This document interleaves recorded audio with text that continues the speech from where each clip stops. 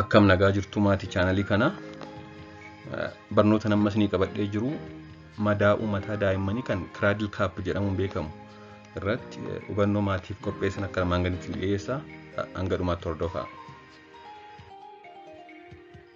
Wanti kun jechuunis wanti Cradle Cap jedhamu kun yeroo hedduu daa'imman umuriin isaanii 7 hanga 8tti jiran irratti kan mul'atu ta'ee mataa fi naannoo nyaara isaanii irratti kan hedduminaan mul'atudha.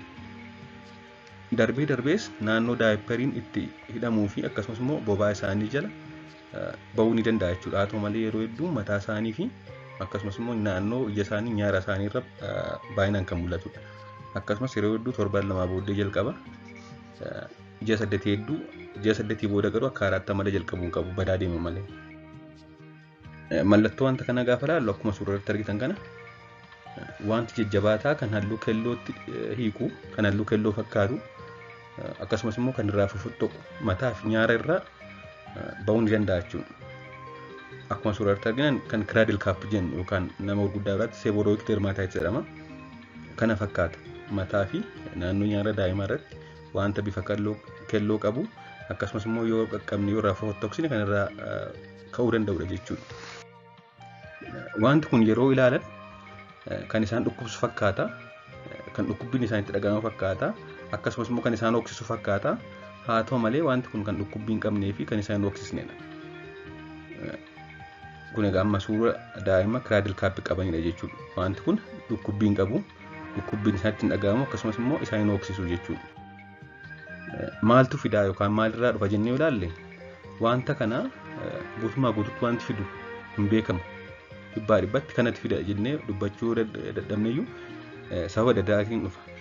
Inni jalqabaan wanti kun eessarra baay'ata mataa fi naannoo nyaaraa akkasumas immoo naannoo qaama keenyaa yookaan qaama daa'immanii dhangala'aan kan akka zayitaa yookaan oily skin kan jedhamu jechuudha kan sebum jedhamu xannachoota sebaceous gland kan jedhamu kan oomishamu naannoo sanatti baay'ata jechuudha. Akkasumas immoo gosti yeastii yookaan gosti fangasii malaseeziyaa jedhamu dhibee kana uumuu irratti gahee guddaa taphata. Akkasumas kan yeroo hedduu qorannoo laaboraatoorii hin barbaannee fi ogeeyyiin fayyaa daa'immanii yookaan ogeeyyiin fayyaa gogaa ijaan ilaaluun qofa adda baasanidha jechuudha. Akkamitti badaa yookaan akkamitti fayya jennee ilaalle yeroo hedduu wanti kun turtii ji'oota muraasa booda ofumaa kan deebee baduu fi akkasumas immoo kan yaalan barbaannedha. Haa ta'u malee yoo wanta kanarraa kaasuu barbaanne wanti kun gaafa laallu ijaaf kan nutti hin tolle yoo ta'e kosmootik effect yookaan bareedina isaanii irratti akkasumas immoo namni ilaalu yoo yaadda'e maal gochuu dandeenya? Shaampoo adda addaadhaan jiisnee erga jiisnee booda garuu rigaa ilkaanii yookaan filaadhaan akka suura irratti argitan kana irraa kakaasuu dandeenya jechuudha. Wanta jajjabaatee irra keessa jiru erga lallaafisnee booda akkasumas immoo rigaan nuti yookaan burushii nuti itti fayyadamnu baay'ee lallaafaa ta'uu qaba akka isaan hin miineef jechuudha.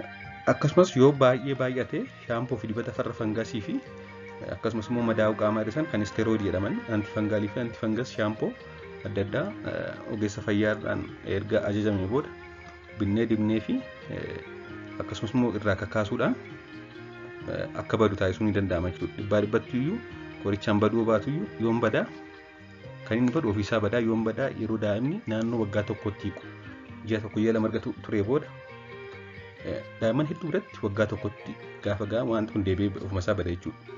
Kanaafuu yeroo hedduu kan yaalan barbaannedha, kan daa'imatti dhukkubbii hin qabnedha, kan hin hooksisnedha jechuudha.